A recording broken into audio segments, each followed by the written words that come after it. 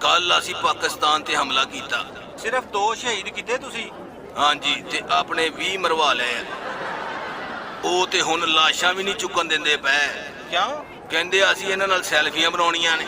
ਮਾਫੀ ਮੰਗ ਲਓ। ਮੰਗੀ ਸੀ। ਕੀ ਕਹਿੰਦੇ? ਕਹਿੰਦੇ ਆ ਕਿ ਮੋਦੀ ਇੱਥੇ ਆ ਕੇ ਪਹਿਲੇ ਨੱਕ ਰਗੜੇ। ਹੋਰ ਪੰਗੇ ਲੈ। ਹੁਣ ਦੱਸੋ ਮੈਂ ਉੱਥੇ ਜਾਵਾਂ ਜਾਂ ਨਾ ਜਾਵਾਂ? ਕਿਸੇ ਹੋਰ ਨੂੰ ਘੱਲ ਦੇ। ਕੋਈ ਵੀ ਤਿਆਰ ਨਹੀਂ। ਸੁਸ਼ਮਾ? ਸਾਫ਼ ਇਨਕਾਰ। ਤੇ ਫੌਜੀ? ਉਹ ਤੇ ਕੱਲ ਦੇ ਕਿਤੇ ਲੁੱਕ ਗਏ ਨੇ। ਹਾਲਾਂਕਿ ਮੈਂ ਇਨਾਮ ਦਾ ਵੀ ਐਲਾਨ ਕੀਤਾ। ਅਗਲੇ ਕਹਿੰਦੇ ਆ ਕੋਲ ਰੱਖ। ਹੁਣ 2 ਹੀ ਰਸਤੇ ਰਹਿ ਗਏ ਨੇ। ਕਿਹੜੇ?